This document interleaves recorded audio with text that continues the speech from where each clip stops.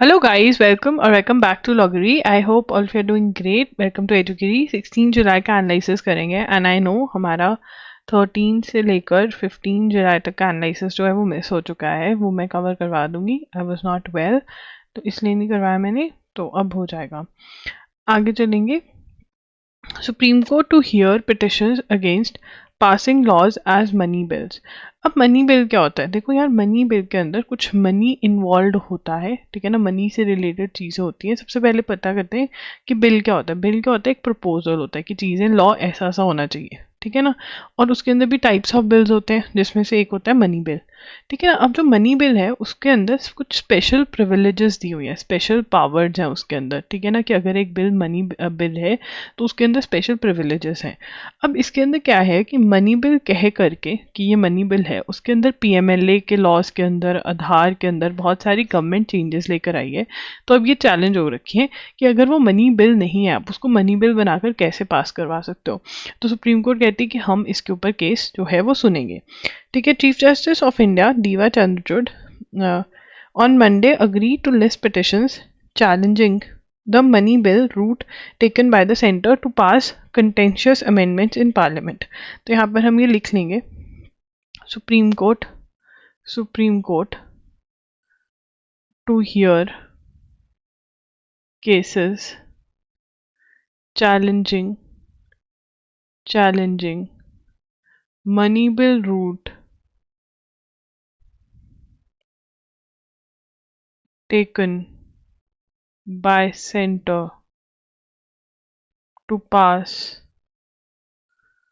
contentious amendments in parliament.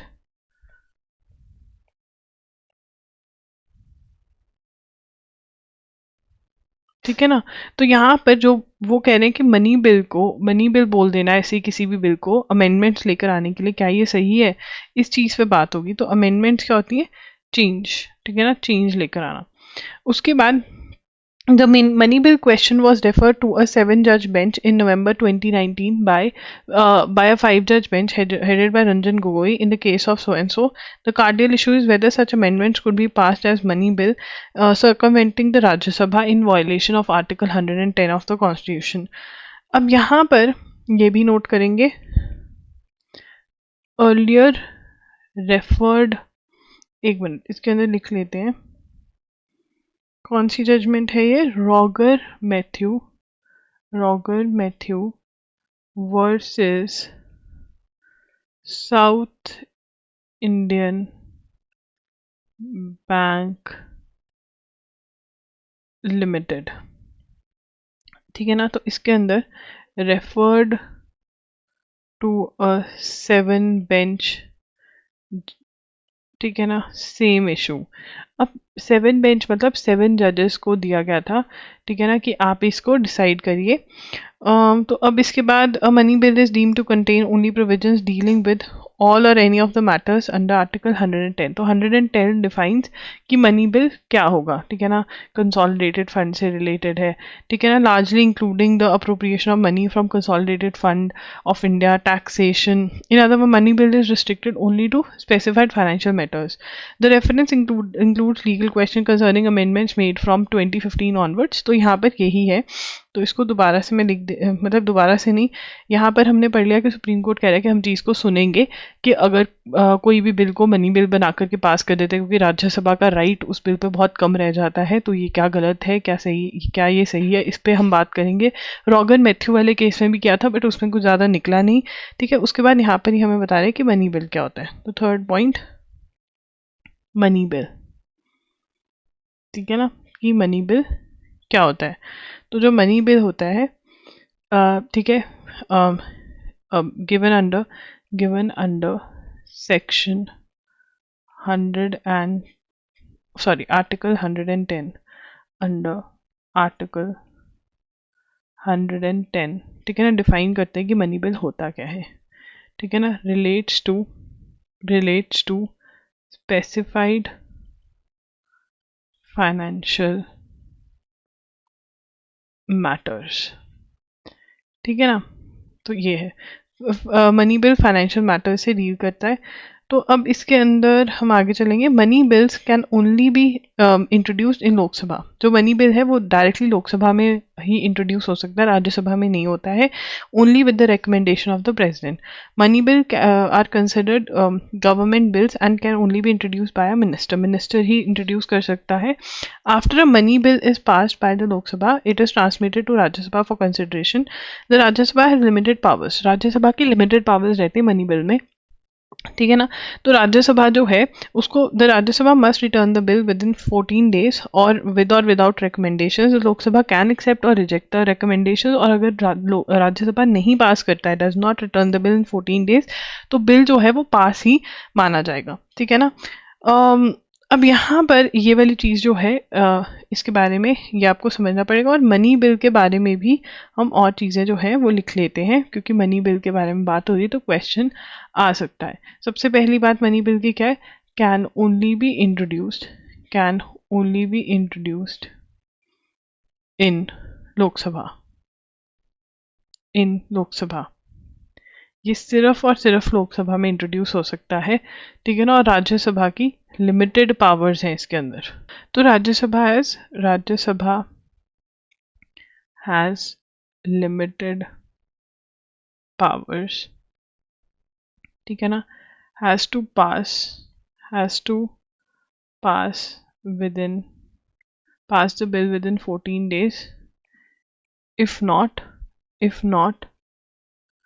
it will be considered pass, ठीक है ना। अगर वो नहीं भी 14 दिन में पास करेंगे तो इट विल बी कंसिडर्ड पास, अगर वो नहीं वो करेंगे। तो राज्यसभा की बहुत लिमिटेड पावर्स हैं, ठीक है ना।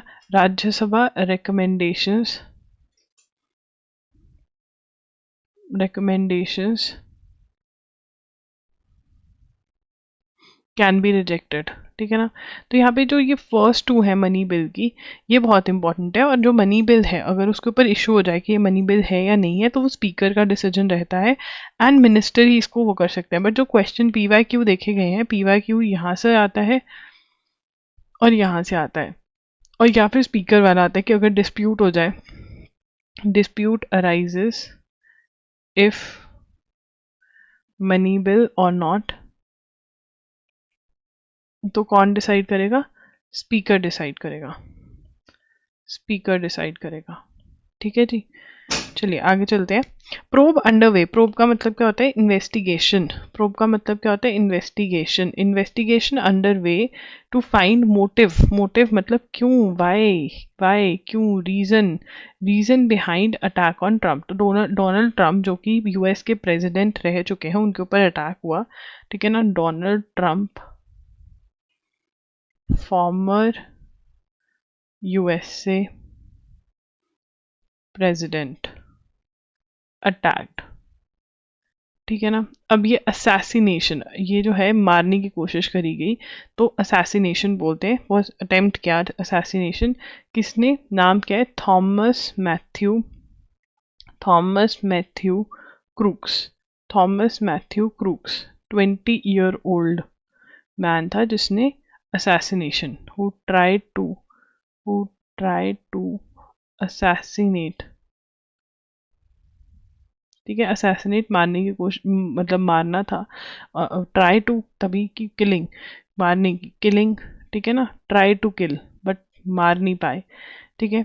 उसके बाद हाँ, अभी यहाँ पर यही है। और उसके बाद नीचे 2 से 3 और पॉइंट्स हैं एडिटोरियल में कि कहाँ पर ये अटैक हुआ, ये सब वो भी लिखेंगे। Existing structure eight MP's Bhojshala complex built using temple remains, ASI। तो यहाँ पर एक स्टोरी है, सबसे पहले लिख लेंगे भोजशाला कॉम्प्लेक्स इशू। अब ये कहाँ पर है? भोजशाला कॉम्प्लेक्स जो है ये मध्य प्रदेश में है। कहाँ पर है? स्टेट कौन सी है? मध्य प्रदेश। तो यहाँ पर मध्य प्रदेश हाई कोर्ट ने, ठीक है ना, MP हाई कोर्ट ने क्या बोला? MP हाई कोर्ट ने ASI, that is archaeological survey of India, that is archaeological survey of India, archaeological survey of India को ये ऑर्डर किया कि आप साइंटिफिक सर्वे करो कि क्या भोज कि यहाँ पर इस जगह पर जो भोजशाला कॉम्प्लेक्स है यहाँ पर पहले टेम्पल बना हुआ था, ठीक है ना। सर्वे किसका? भोजशाला टेम्पल कमाल मौला मॉस्क कॉम्प्लेक्स, ठीक है ना, कि आप साइंटिफिक सर्वे करो, ठीक है। अब साइंटिफिक सर्वे हो गया है तो एसआई ने क्या बोला है, आओ रीडिंग मारते हैं इसकी। The existing structure at the Bhojshala complex in Dhar district of Madhya Pradesh was constructed using the remains of temple। अब वो क्या कह रहे हैं कि जो ये कॉम्प्लेक्स है ये रिमेन्स को यूज करते हुए बनाया गया है, ठीक है ना, टेम्पल के रिमेन्स को यूज करते हुए इसको बनाया गया है, ठीक है ना। तो ये है ये बात हो रही है इसमें। The existing structure at the Bhojshala complex in the district of Madhya Pradesh was constructed using remains of a temple, ठीक है ना। तो अब यहाँ पे मतलब ये जो मॉस्क है, मौला मॉस्क है, ये भोजशाला टेम्पल के जो र्यूम्स हैं इसको यूज करते हुए बनाया गया। तो मतलब यहाँ पे पहले टेम्पल हुआ करता था फिर मॉस्क बनाया गया है, ठीक है ना। existing structure at Bhojshala complex in the district of MP was constructed using remains of temple, ठीक है ना। ये किसने बताया? आर्कियोलॉजिकल सर्वे ऑफ इंडिया ने बताया। Sorry guys, my energy is very very low, I am not at all well, ठीक है। The court had in March asked the ASI to undertake a scientific, तो ये हमने कर लिया। ASI asked that based on survey conducted over period of 3 months using technologies, ठीक है, ठीक है। Now remain study during the west the pre existed can be dated to, अब ये कौन सी उसको डेट करें ये इंपॉर्टेंट है। थर्ड पॉइंट इज दैट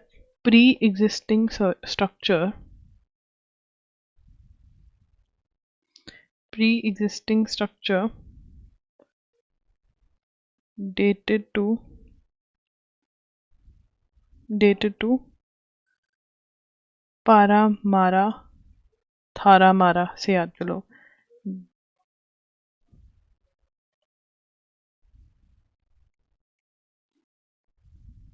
ठीक है।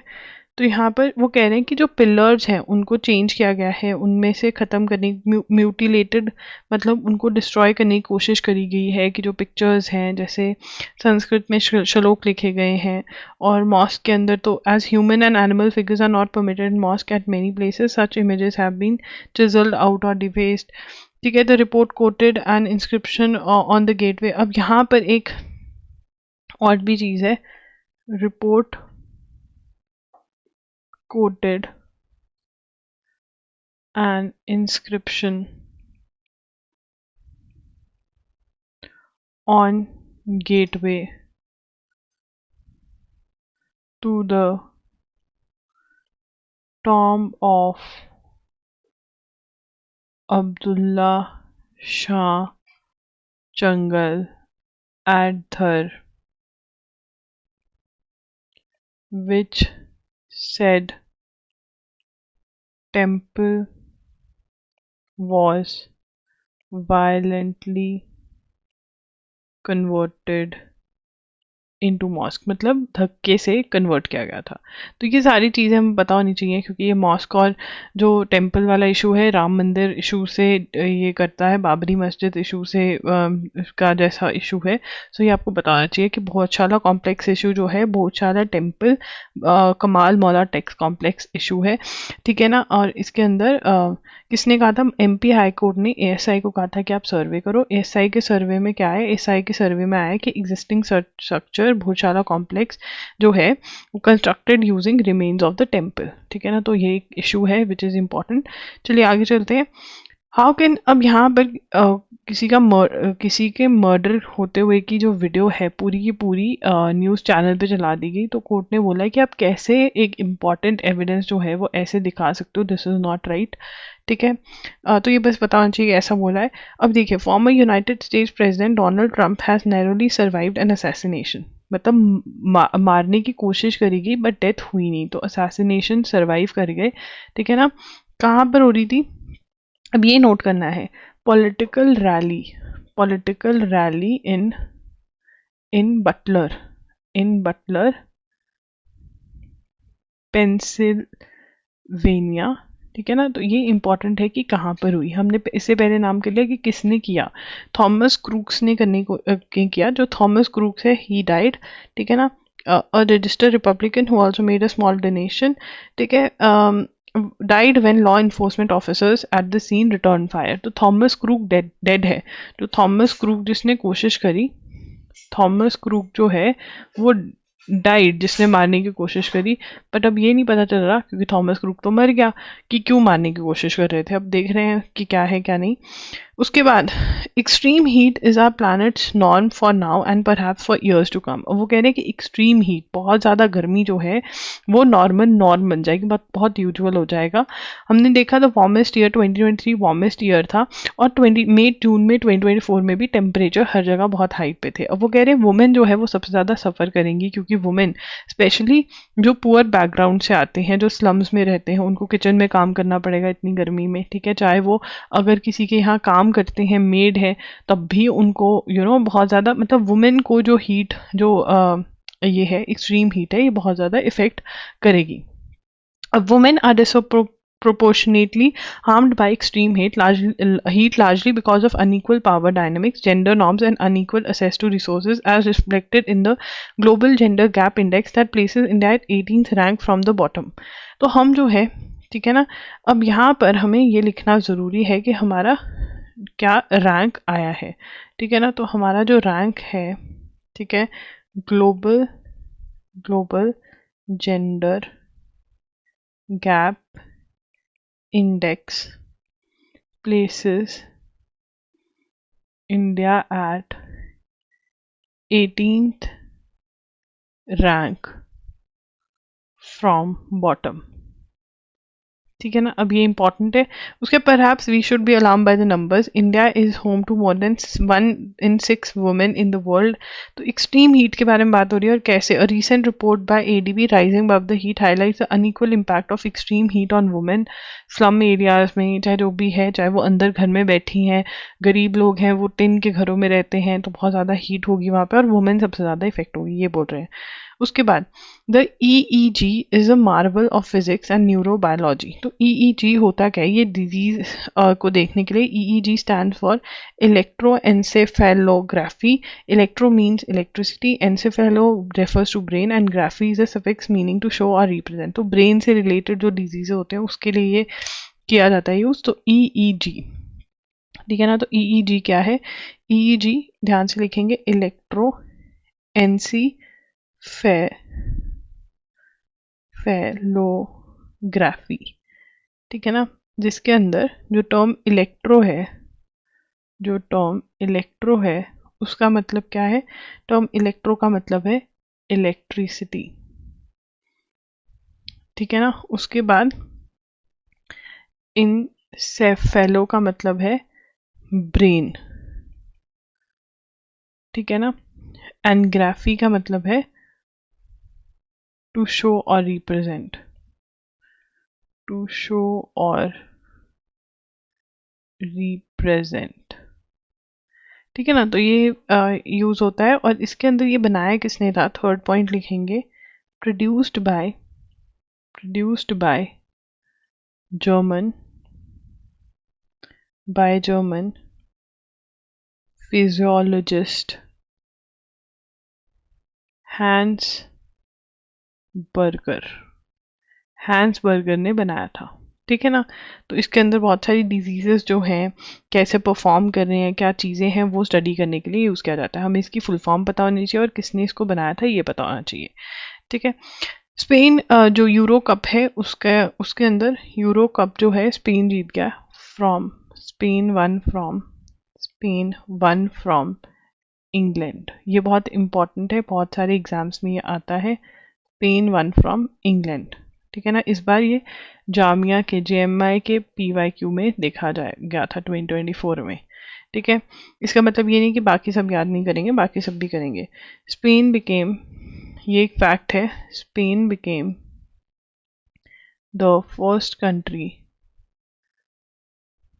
To clinch to get 4 crowns, ये वाले। ठीक है ना, तो यहाँ पर कौन से साल में, 1964, 2008, 2012 और 2024। ठीक है ना, जर्मनी मूविंग पास्ट जर्मनी को 3 बार मिला है और स्पेन को 4 बार मिल चुका है। तो ये भी एक फैक्ट है, जर्मनी को कितनी बार मिला है।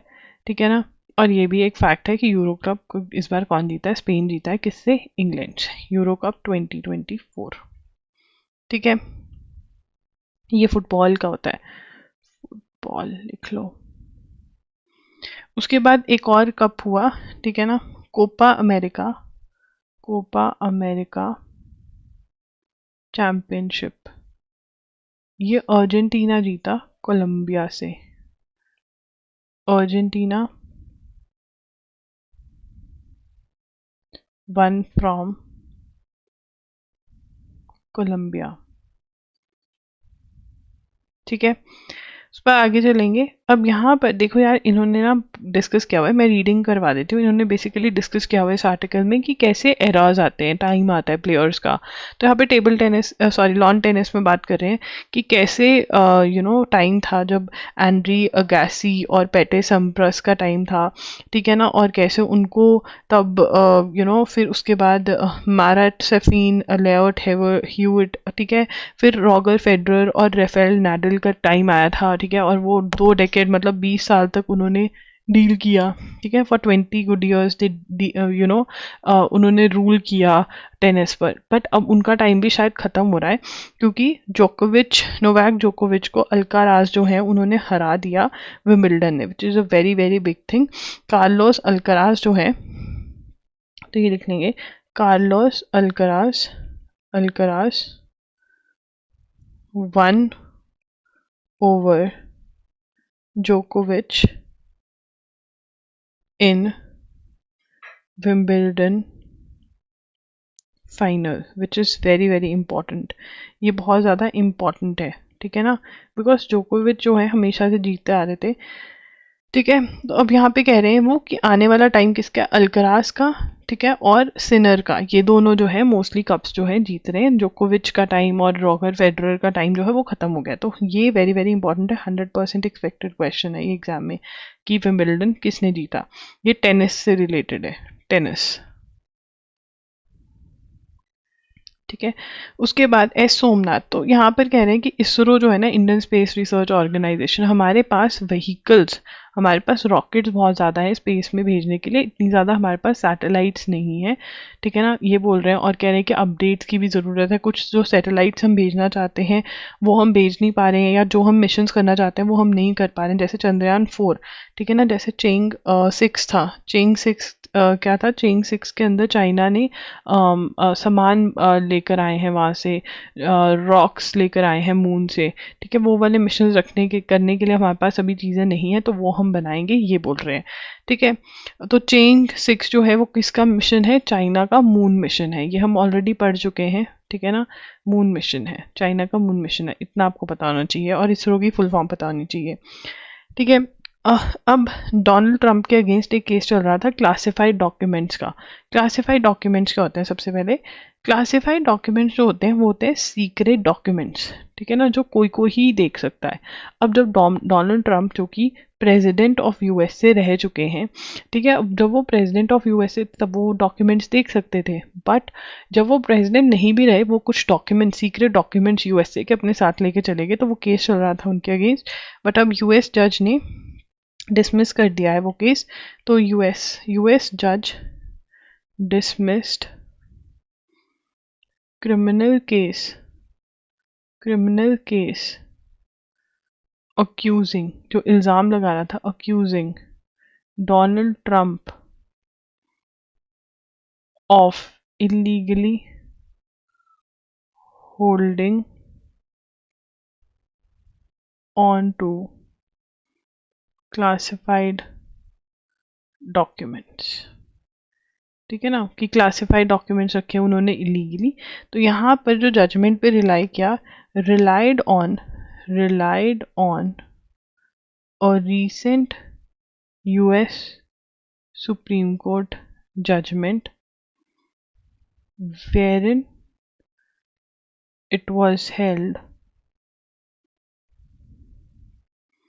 that president enjoyed immunity from prosecution for many of his actions in office। अब क्या हुआ था इस जजमेंट ने, 1 जुलाई की ही जजमेंट है। इसके अंदर कहा गया जजेस ने कि ऑफिशियल ड्यूटीज़ के लिए, अगर ऑफिशियल ड्यूटीज़ करते हुए यूएस का प्रेसिडेंट कुछ गलत कर देता है तो एक्शन नहीं ले सकते आप उसके अगेंस्ट, ठीक है ना, वो इम्यून है उससे। तो ये हेल्ड किया गया था। तो इसी जजमेंट को देखते हुए जो ये क्लासिफाइड वाला केस है कि सीक्रेट डॉक्यूमेंट्स जो है वो वाला केस जो है उसके अंदर वो डिसमिस कर दिया गया है, केस हैज़ बीन फिनिश्ड, ठीक है ना, ख़त्म कर दिया गया है। तो ये हुआ है। अब आगे चलेंगे। Russian US journalist sentence to 8 year jail term in absentia, मतलब वो he was not part of the case because he lives in USA, but even though he was not there, hearing में नहीं आया एंड ऑल ऑफ दैट, उनको सज़ा दे दी है। तो Russian American journalist माशा गेसन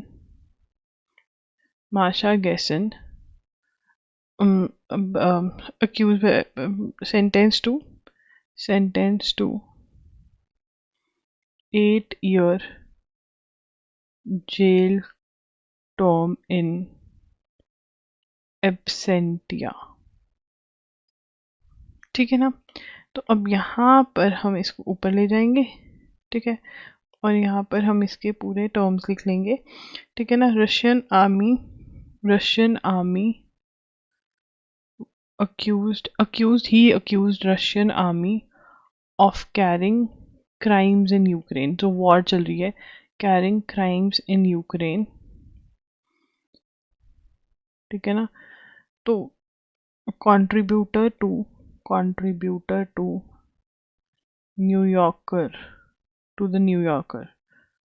न्यूयॉर्क टाइम्स के बारे में बात कर रहे हैं। तो यहाँ पर हमारे लिए क्या इंपॉर्टेंट है कि एक रशियन अमेरिकन जर्नलिस्ट को सज़ा सुनाई है रशिया ने, ठीक है ना। अब सेंटिया मतलब ही was not part of it, क्योंकि वो वहाँ पे रहते नहीं है, यूएसए में रहते हैं, ठीक है। माशा गैसन, ये याद रखना है, गैरसा। अब यहाँ पे CJI agrees to consider listing plea by Vodafone Idea. Chief Justice of India Diva Chandran on Monday agreed to consider listing plea by Vodafone Idea to correct alleged errors in computation of adjusted gross revenue। इसको लिख लेंगे फिर समझेंगे। CGI agreed to consider listing Vodafone Idea plea to correct errors in computation of adjusted gross revenue, that is AGR, ठीक है ना। अब AGR क्या होता है? तो AGR, telecom operators are required to pay licence fee and spectrum charges in the form of revenue share to centre. The revenue amount use to calculate this revenue is called AGR, ठीक है ना। तो यहाँ पे लिखेंगे telecom operators, लिखेंगे telecom operators are required to pay license fee and spectrum charges in the form of revenue share to center. Calculate revenue amount used to calculate the revenue is, मतलब जैसे कैलकुलेट होता है वो निकलता है जो amount, उसको AGR बोलते हैं। जो यहाँ पर हमने कहा कि इसको रिकंसिडर करेंगे एडजस्टेड ग्रॉस रेवेन्यू को। टेलीकॉम ऑपरेटर्स वाले जो है स्पेक्ट्रम चार्जेस एंड लाइसेंस फी उनको पे करना होता है रेवेन्यू शेयर, जो प्रॉफिट वो कमा रहे उसमें से, जो पैसे वो कमा रहे उसमें से, ठीक है ना। अब वो कह रहे हैं कि नॉन टेलीकॉम सोर्सेज में से भी जो कमा रहे उसका भी पैसा दो, ठीक है ना। तो ये टेलीकॉम वाले कह रहे हैं हम सिर्फ टेलीकॉम सोर्सेज की रेवेन्यू में से देंगे। तो अब ये इनका झगड़ा है, तो देखते हैं अब आगे क्या होता है। India to host second Asia Pacific Conference on Civil Aviation। तो यहाँ पे लिखेंगे India will host second Asia Pacific Ministerial Conference on Civil Aviation, ठीक है ना। तो UN Aviation Safety Body as 39 member states of UN Aviation Safety Body International Civil Aviation fall in Asia Pacific region, ठीक है ना। तो वो participate expected to participate. और ये इवेंट कहाँ पर होगा? सिविल एविएशन मतलब एयरलाइंस और ये सब कुछ चीज़ों का, ठीक है ना। इंडिया जो है वो न्यू दिल्ली में होस्ट कर रही है इसको, ठीक है ना। किसके मेंबर्स आएंगे यहाँ पर? जो UN aviation safety body international civil aviation के मेंबर्स हैं। एशिया उसमें जो आते हैं एशिया पैसिफिक रीजन में, जो कि 39 मेंबर्स हैं, 40-1, ठीक है ना। वो पार्टिसिपेट करेंगे इसके अंदर और हम ऑर्गेनाइज कर रहे हैं ये। After a series of delays to slated frigates क्या होते हैं? छोटी शिप्स, ना तो बहुत बड़ी ना ही बहुत छोटी, medium size ships, medium size ships. हमने रशिया से अग्रीमेंट किया था कि ये हमको डिलीवर करेंगे, बट कोविड की वजह से कंस्ट्रक्शन में डिले हो गया है। फर्स्ट शिप जो है वो है तुशील है, ठीक है, रेडी फॉर एक्सेप्टेंस है। जो सेकंड है वो है तमाल, ठीक है। तमाल जो है वो 2025 तक आएगी। ये रेडी है, ठीक है।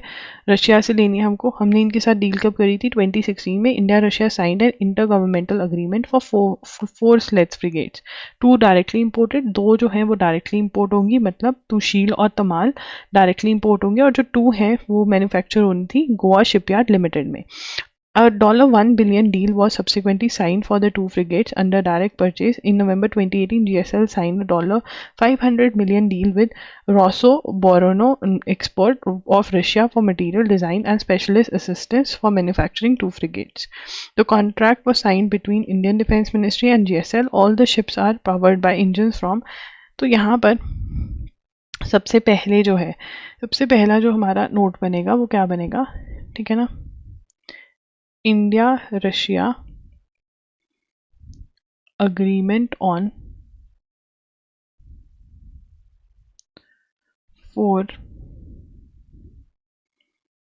स्टेल्थ फ्रिगेट्स, ठीक है ना। अब यहाँ पर वो कौन सी है? सबसे पहले तो हमारा अग्रीमेंट कब हुआ? सबसे पहले हमारा अग्रीमेंट कब हुआ, ठीक है ना। हमारा अग्रीमेंट जो है सबसे पहले 2016 में हुआ। 2016 में अग्रीमेंट क्या हुआ, India and Russia signed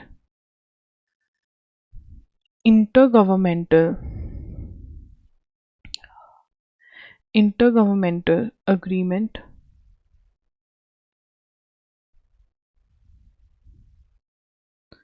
for 4 stealth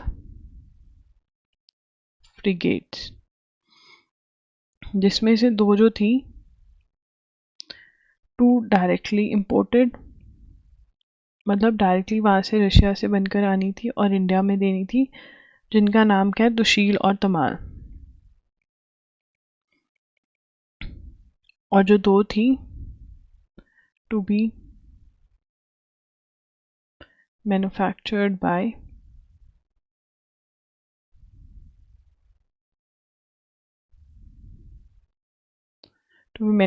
bye Goa shipyard limited. Goa shipyard limited ने मैन्युफैक्चर करनी थी जीएसएल ने, जिसके लिए जीएसएल ने, यहाँ पे लिखेंगे जीएसएल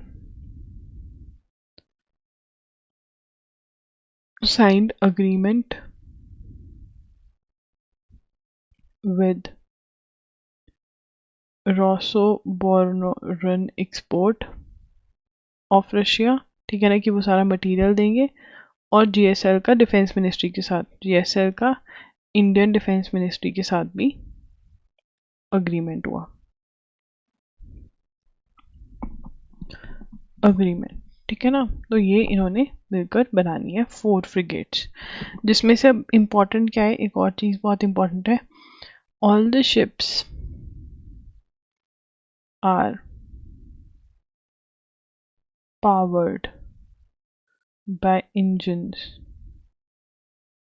from Zorya Marsh